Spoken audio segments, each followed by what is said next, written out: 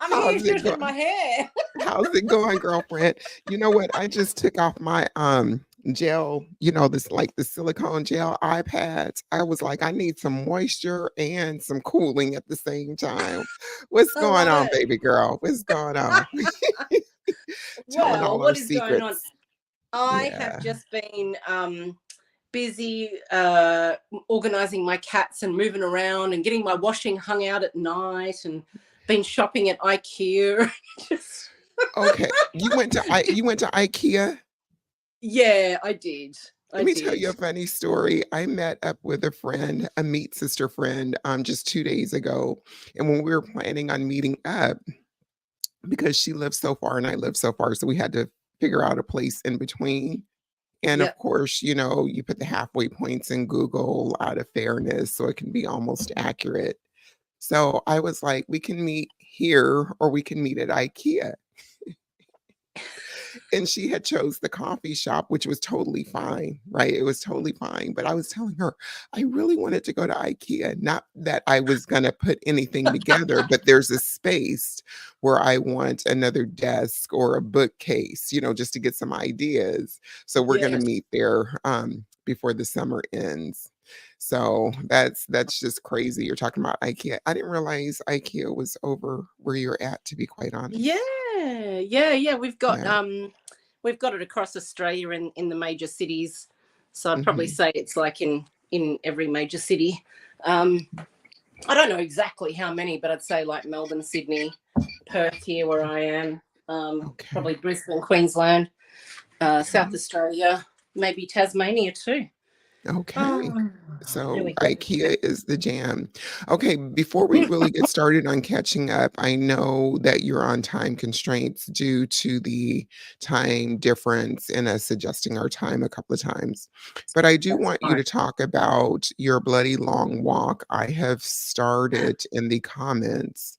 So if you would talk about that, and Oh, there's the thank link you. right there. And then That's when we lovely. close out, we'll mention it again.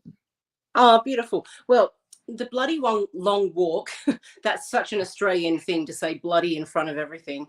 There was Mhm. this funny campaign many years ago. It was an ad, a tourism ad, and it was trying to get people to Australia. And it was called, Where the Bloody Hell Are You? It just sounds so rude. That's so enticing. Where the bloody hell are you? Anyway, it's so funny. So, yeah, the walk, I was inspired by it because I saw it come up on my Facebook feed a few times. And essentially, it's fundraising for people who live with a disease called mitochondrial disease. From what I understand, it's its own kind of beast, monster, whatever you want to call it. And mitochondria, as a lot of us will know now in the low carb and carnivore keto sort of spaces, is like the energy center of your cells. And so essentially, these people genetically are kind of really disadvantaged, often live very short lives, and have so many health issues. I actually watched a video last night, and it was a 9-year-old video, and it was an English woman being interviewed by like a morning show or some kind of news show kind of a situation. And she was talking about how she had given birth to 7 babies, and the first 6 babies that she had birthed, they all died within minutes because that's how unhealthy they were. And I found out through that interview as well with her that essentially it's passed on through the mother's genetics. I don't know if that's 100% correct, but that's just what I heard there. I have a feeling as well, just from other things that I've seen pop up on YouTube when I've started to sort of do a bit more of a deeper dive into it, is that mitochondrial disease, it often can also be used maybe as an umbrella term for other things like situations where people have maybe like either fibromyalgia or chronic fatigue or something like that, where like just the energy centers of their cells, the mitochondria, are just not functioning and working properly. So I think there's like a few branches of what can sometimes be coined mitochondrial disease. Um, Anyway, so even this woman, she'd had 7 children, and her last son that was born, Edward, he only lived to the age of 21. So, you know, a lot of these people often got very shortened lifespans. And when I looked at it, I just thought, you know what, that's actually a really good cause. I'm quite happy to do this walk for fundraising for such an amazing cause. So it's literally trying to get money for supporting people in Australia who are living with mitochondrial disease. And so the money goes to this main sort of mitochondrial disease foundation body in Australia that assist people who are living with this and their families. And also some of that money gets funneled into research about looking for a cure and treatment and prevention, if that's even possible. But it seems that it's not like a massively understood thing either. Like a lot of diseases and genetic stuff, it's not always very clear to scientists and doctors and people who study these things and research these things exactly what's going on. And the other thing is, like, I'm really on this health journey of now starting to move more because I've got more energy, I'm feeling better. So for a lot of people that might be watching this, even if they're watching it on replay, they probably won't know of me personally or know me very well, but I've always been quite athletic and fit when I was younger. It's only in my later adult years that I've really sort of let my weight quite sort of plummet and everything.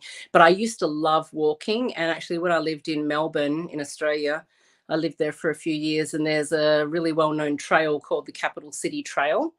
And so when I was studying to be a cook, a chef, I would often just on my days off, just for because I was on a healing path at that time, and I've always loved walking and hiking and trekking.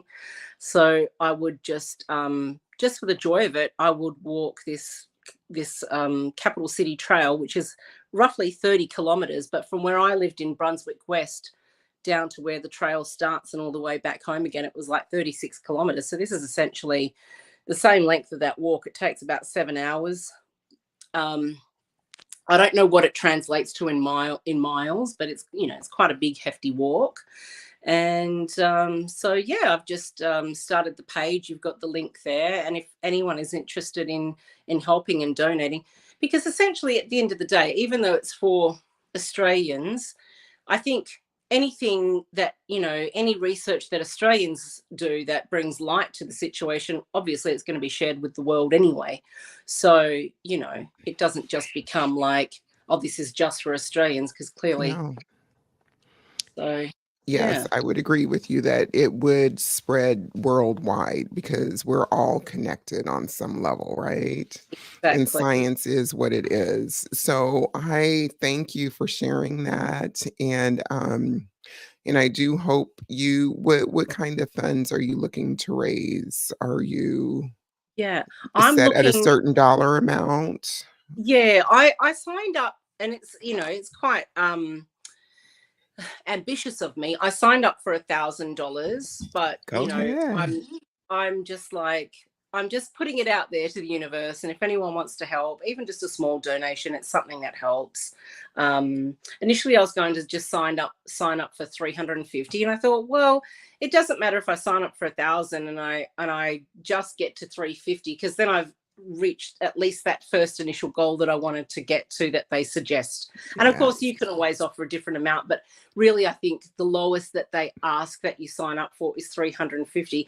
I mean, even if you don't even hit that, you still get to do your walk, you still get to connect with others on the day, and whatever. Of course, the way that it's set up, it just goes straight to the team that manage the Bloody Long Walk, and then that obviously translates through to the Mitochondrial Disease Foundation in Australia. So, yeah. So, is this like a 24-hour event? Is it an 8-hour event? Are you walking in a specific area, your neighborhood, or is it Yep. set up like in a major city?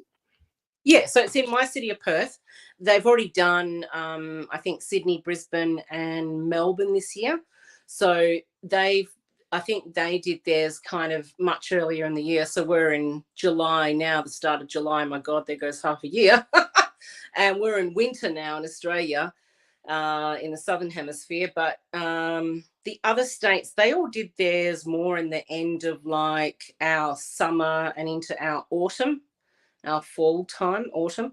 So, but Perth is it's really quite hot, and so it's a designated walk. It's already mapped out. So when you do sign up, if you are local in Perth, and any of my friends in the carnival community, if they want to come in and join up with me, that would be amazing. Just hit me up on either Instagram or Facebook, and we can chat more about it.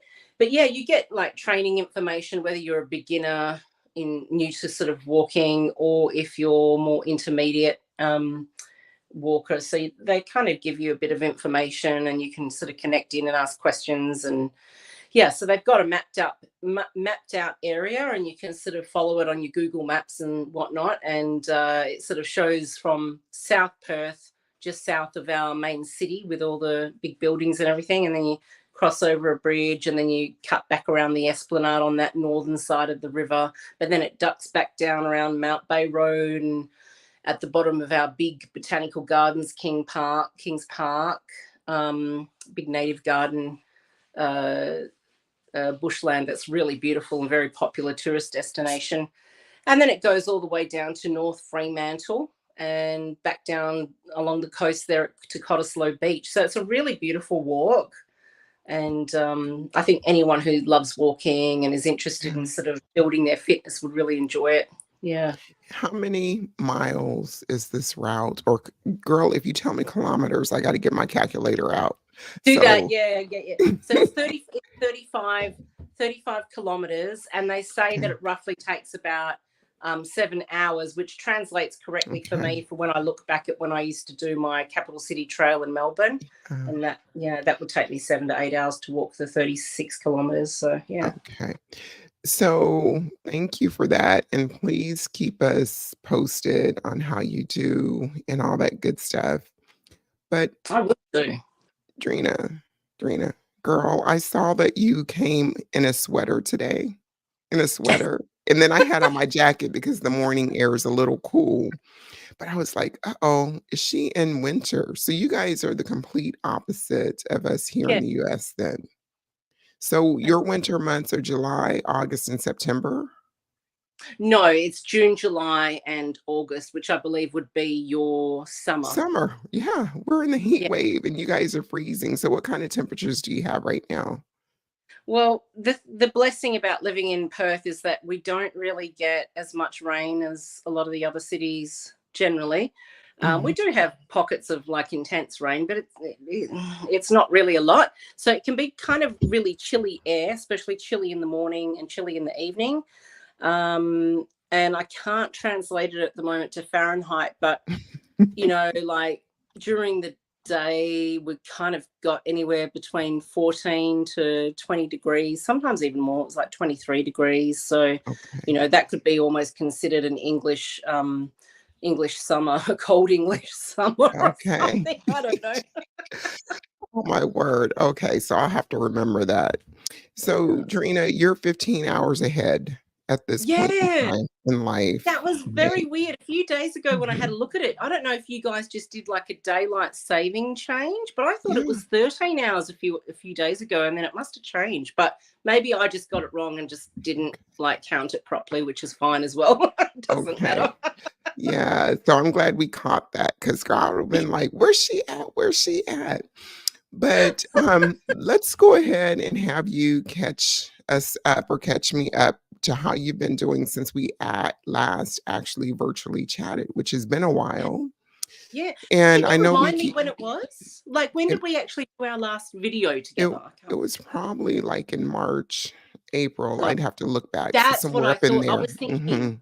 Yeah, I thought it must have been that was our last virtual chat. And then, of course, we've been in touch on social media. But yeah, so fill me in on the last couple of 12 weeks of your life. What's been going on?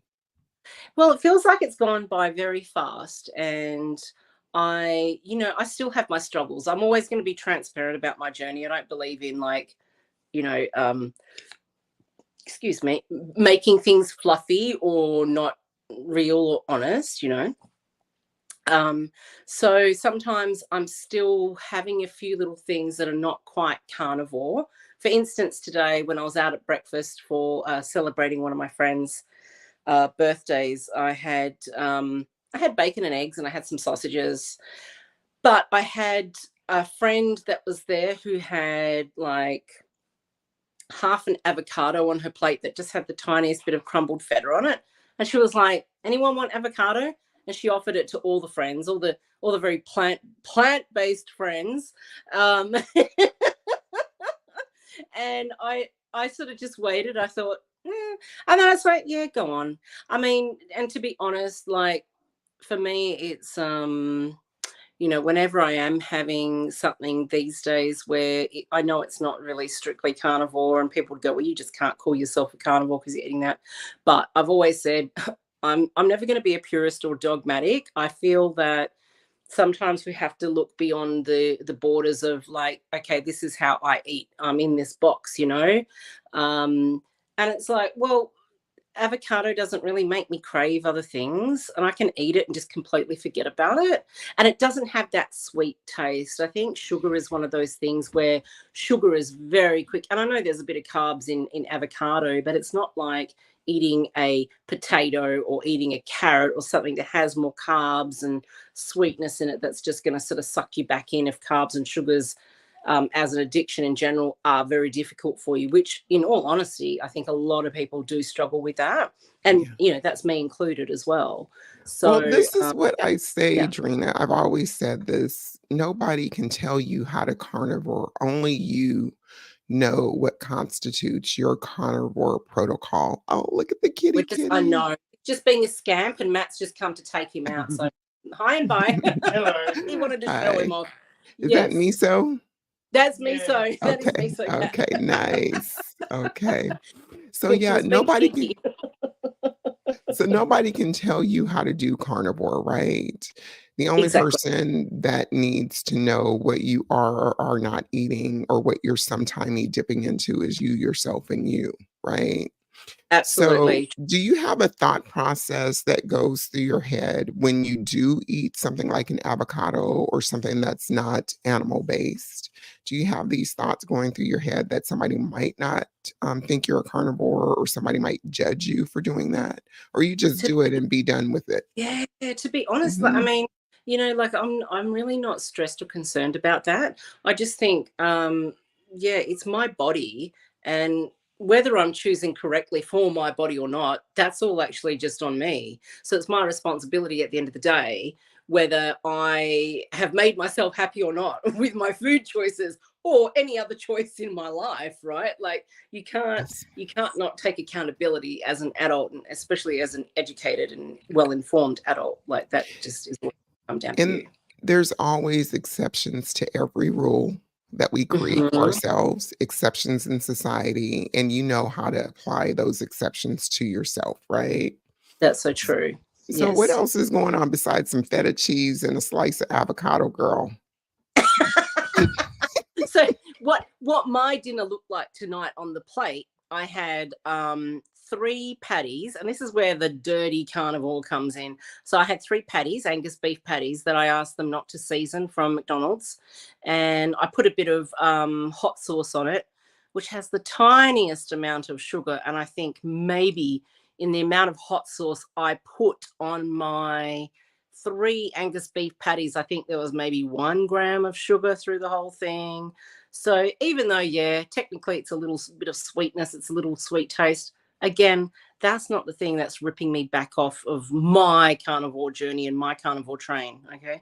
And so I had that. I had a can of sardines and like this massive chunk of butter, like this big, thick, like 50 gram, you know. So, you handled your business, and I bet you were satiated and very Yes, content. So, absolutely. you mentioned McDonald's hamburger patties. So Yes. get this. So I went to Canada, Victoria, 2 weekends ago, I Beautiful. think. And I smelled Burger King, and I was like, okay, I'll just get patties from Burger King because it's been years, Drina. When I say Hmm. years, it's been years. So the Amazing. person that I was with, I told her how I ate. Don't worry about me. I got me. Go do your thing, and I'll meet you back in 30 minutes after I go get coffee and the burger patties. And we were going to sit on the port, by the water and eat, right? So I had 8 patties with slices of cheese, so 2 per box. Yeah. Okay, Drina, I loved the first set. I loved the first set. By the time I got to the second set, I was like, they didn't even season this. Where's the salt? Because, I didn't take my salt with me. Didn't have any salt. Oh my gosh, this cheese is half as thin as what I'm used to. I just started complaining mentally. And the funniest thing is the next day I was so hungry. I was hungry like by 11 or 12 because I didn't get enough, right? I didn't get enough substance and whatnot. So I still waited until my allotted time at 3 o'clock to eat the next day. But I tell you, I was starving. So if I wasn't satiated the day before, it does have an impact, doesn't it? So it's Yes. important for you, like those patties, the hot sauce, whatever you're doing, you knew how to take care of your appetite for that time being, and Correct. you were Correct. fine with it. That's right. And like, Mhm. that brings us to a really important aspect of eating this way, whether you're trying to just stick to a stock standard low carb diet, ketogenic diet, um, of which carnivore is essentially a type of ketogenic diet where you are using fat for fuel and not carbohydrates. Although not in saying that, not everyone is always in ketosis when they're eating a carnivore diet. But at the end of the day, one of the things that a lot of people do, it's just a mistake, and it's just through trials and errors on the way. If you are eating carnivore, is under eating. And when I say under eating, I'm actually going to say predominantly under eating protein, the actual meat or organ meat or fish or poultry or pork or whatever it is that you're eating. Drina, Not I'm going to say who undereats between me, you, and the next person? Who seriously undereats? Do you undereat? I used to. I had to try. I tell you what, Rose, I had to train myself to eat enough protein. And look, anyone who's got a mobile phone that's got Safari or Google or a way to just quickly bring up how much protein. If you weigh your meat either before or Mhm. after you cook it, it doesn't really matter too much. If you get an idea of what that meat is, okay, chuck steak or Scotch fillet or ribeye or whatever it is, Mhm. and you are going to just enter into Google search, for instance, how much protein in a Scotch fillet, in 650 grams of Scotch fillet. So I did that the other day because I realized, okay, I've eaten 650 grams of Scotch fillet collectively in the day. I want to know how much protein is in there. And from listening to some interviews with certain people and getting my basic understanding from what Professor Bart Kay has said is for every 1 centimeter of your height, you want to try and match that per gram in protein. So I'm 176 centimeters. Actually, I'm probably about 174.5. I don't know how, but I lost some height. So I'm about 174, 175, but I just calculated around that. So when I did my little quick search, it said to me on Safari that, what was it, 100, about 163 grams of protein in 650 grams of Scotch fillet steak. So that made me realize, well, that's fine because I know that there's 6.3 grams of protein in each egg that I eat. So technically, if I've just eaten 2 eggs plus about 650 grams of Scotch fillet steak, then I've hit that quota. So that's all I need to eat within the day. However, I'm not going to deny any hunger cues. So for me personally, I can't eat a lot in one sitting. So, we often hear language like OMAD and TUMAD in the carnivore space, right? I cannot possibly fit in. And, kudos to anyone who can do that. I know you do that. I know, a lot of the carnivore influencers out there do that. Some of them don't. And I think often actually for women, especially women going through perimenopause and menopause, it is actually probably less beneficial, just from listening to some of Dr. Elizabeth Bright's information. And, you know, she's a really great osteopath and bit of a hormone expert. So she deals with things like thyroid issues. It seems to be that is her speciality. And so just understanding that, you know, if you're not feeling very well and you're still hungry, or you're not sure about how you're eating, then you really kind of, it's really good to like just keep a simple food diary. Not only for the fact that you want to understand what sort of symptoms are coming up if you eat a certain cut of meat, or you know, cheese or butter or dairy. Noticed I was bloated after eating, you know, having a bit of milk or yogurt, or, you know, whatever it is. Yeah. It's really good just to try and start to understand the nuances of how your body is reacting when you're eating X, Response. Y, and Z, right? Yeah. So, Yeah. and I find, just to speak about, you know, the meat and the fat, like I find protein, Mhm. I think from what I've seen and observed, I think a lot of people will undereat the protein, but um, maybe they're getting too satiated on the fat. But I Mhm. think it's personally, I think it's a lot easier to know how much fat you've eaten, because your tongue and your gut is going to tell you. Because I mean, if you've eaten that much fat, or I find even bone marrow, I love bone marrow. So when I'm going through a bone marrow phase, because that's quite fatty and unctuous as Yeah. well, I find I can only stomach so much of it. So your tongue Right. and your stomach, your immediate And stomach, not your intestines, that's all going to come quickly afterwards anyway. or But you they're going might to get tell other you. symptoms like heartburn or nausea, you know, Yeah, you just might physically exactly. reject it. So that's if you're in tune with your body in that capacity, right? Exactly. That's Girl, right. do I look darked out on this screen because the sun is setting or coming over the house a different way? Can you see me? Because I can't see me. You do look a little bit dark, but I can Okay. definitely see Okay. your beautiful Uh, pearly whites and your eyes oh, when they're open, you know, so don't okay. worry. Okay. Don't worry. Okay. All right, girl. Fine. That was a little distracting, that little butterfly here.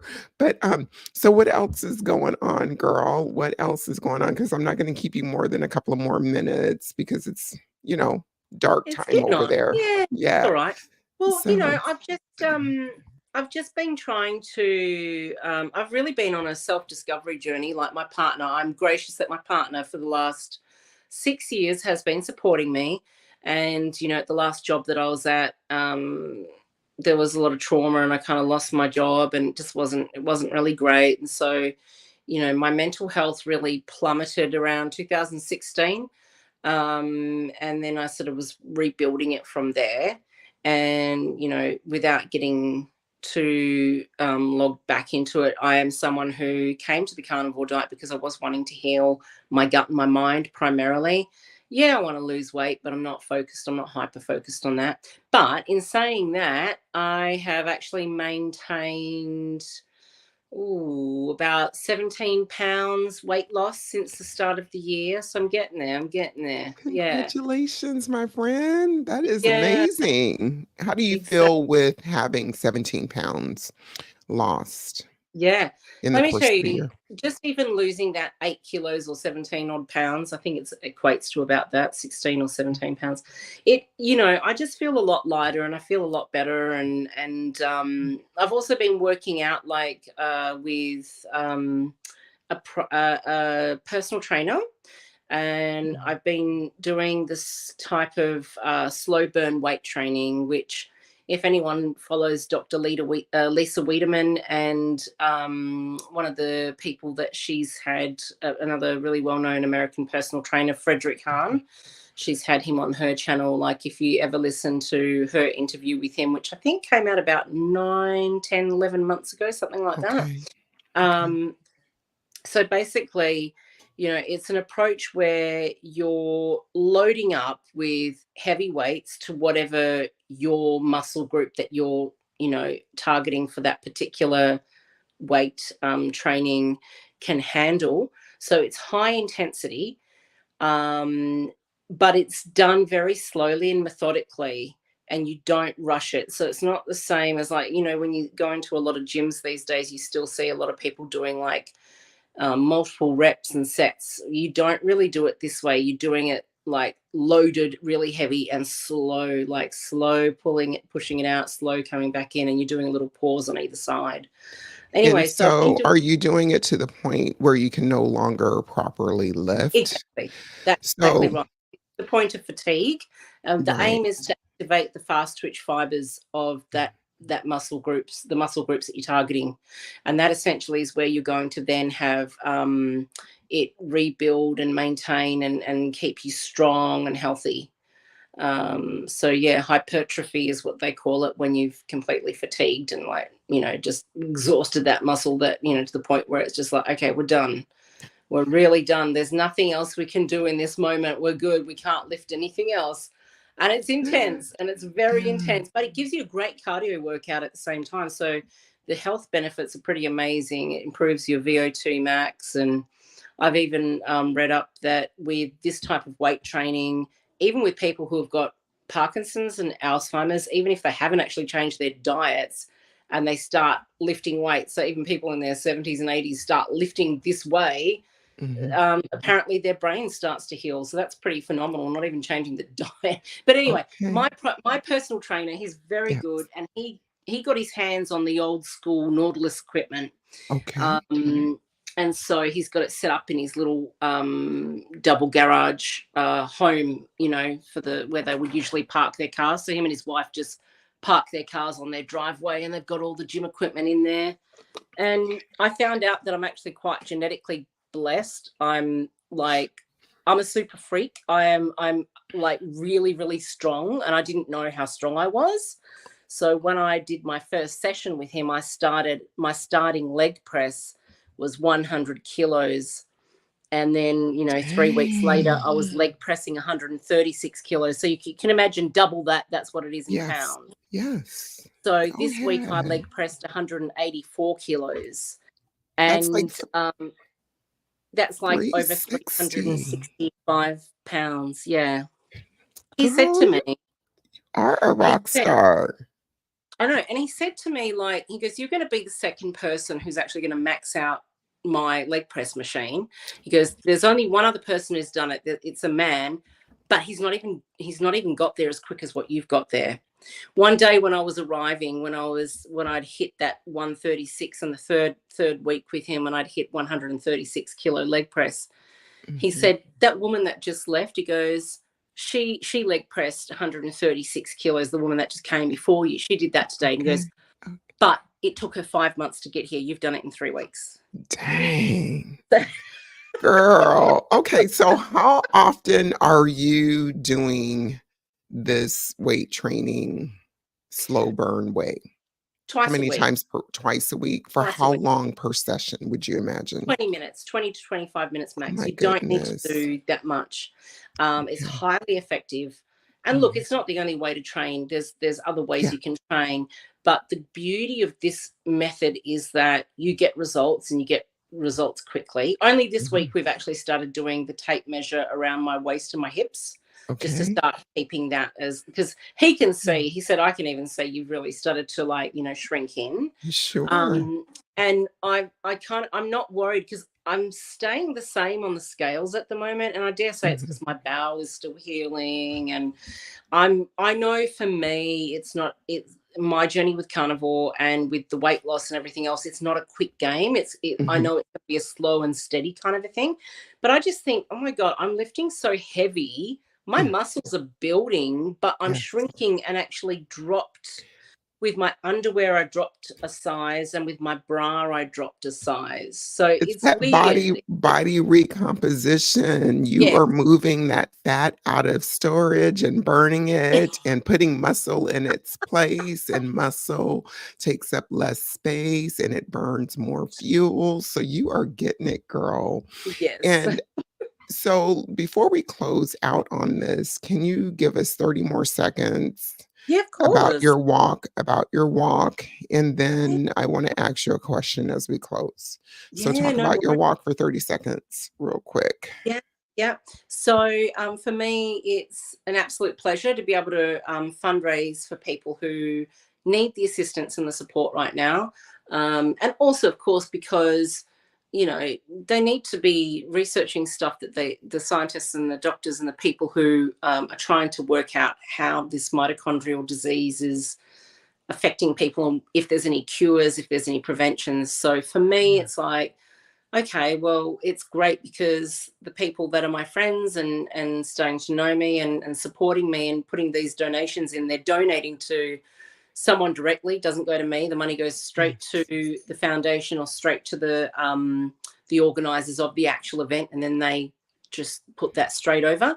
And at the same time, I'm actually improving my physical health and Yes. getting a great walk and being out in the sunshine and nature. And even in Perth winter, baby, you got that sunshine. Like we haven't had rain for 3 or 4 days, I don't think. So it's like, yeah, it's Okay, awesome. get out and enjoy it.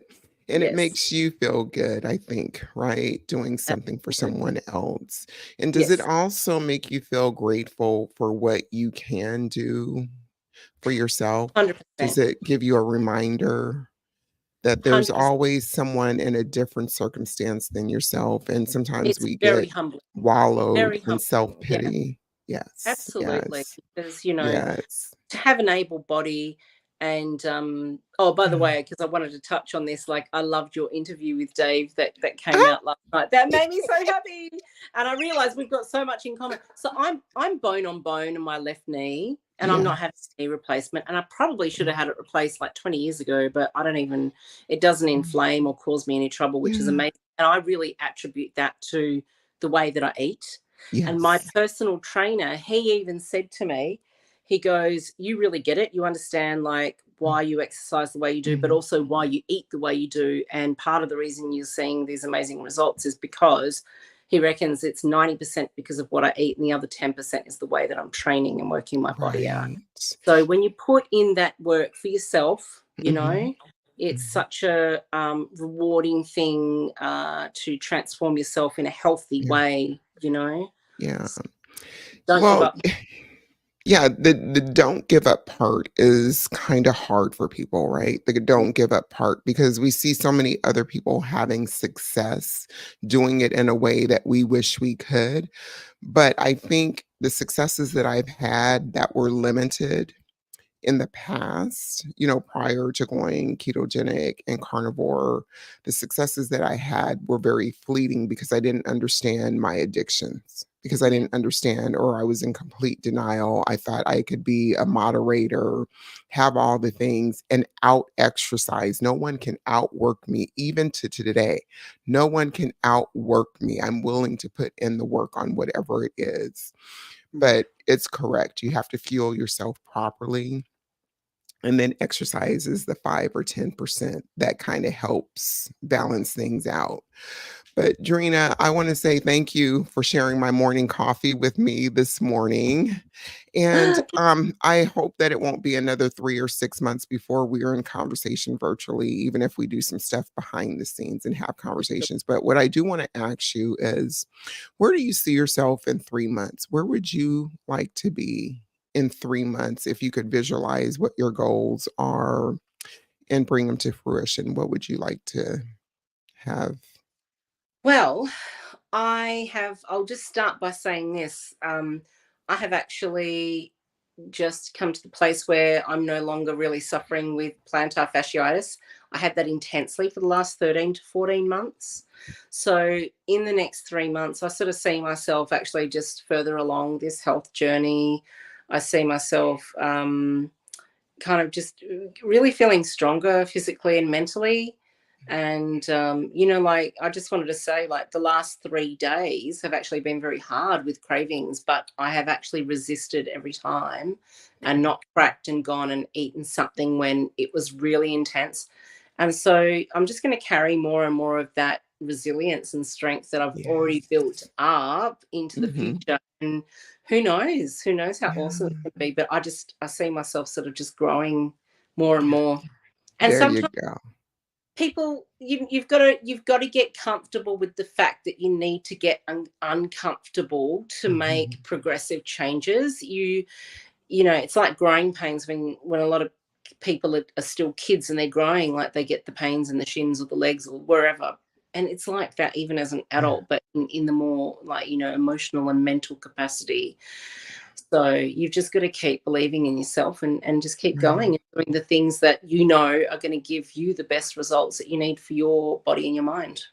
Yes, thank you for that. And then also the push, the inner drive to push and try new things, right? To try new things. And even if you don't welcome them in, you'll know that you have been willing to try something and it's there in the future if you want to try it again. So I'm going to tell you one thing that I'm working on really quickly for myself is I'm really learning how to let go, right? Yeah. How to let go. And do you know how, like, when you pay for memberships or subscriptions or whatever it is, and I have two gym memberships that are supposed to expire on August 23rd, right? And they're in the opposite Mm. direction of my house. And I'm revamping my workout routine and schedule so I'll be ready for the fall, right? So I was telling my husband, I go, I know that I'm invested till August 31st in these other two gyms. They serve their purpose for the time being, and I'm trying to brain train to go the other way. But I'm having a hard time letting go and not utilizing the facilities because I have paid, but it's causing me to be too stretched out to try to meet all the points. Does that make sense? So Yes. I'm learning how to let go. Well done. Yes, Well done. yes. But I'll check back with you in a month or 2 and we'll see if I let it go or if I kept hitting all the points that I've outlined for myself. All right, That's awesome. girlfriend. Well Well, thank done. you for sharing morning coffee with me this morning and we will be in touch. We're on some social media groups together and of course we can always have conversations in the DMs and whatnot. But you be good to yourself and you get a good night's rest, okay? Thank you. You too, All right. sister. All right. Love you, Thank you girl. so much. Bye bye. Bye.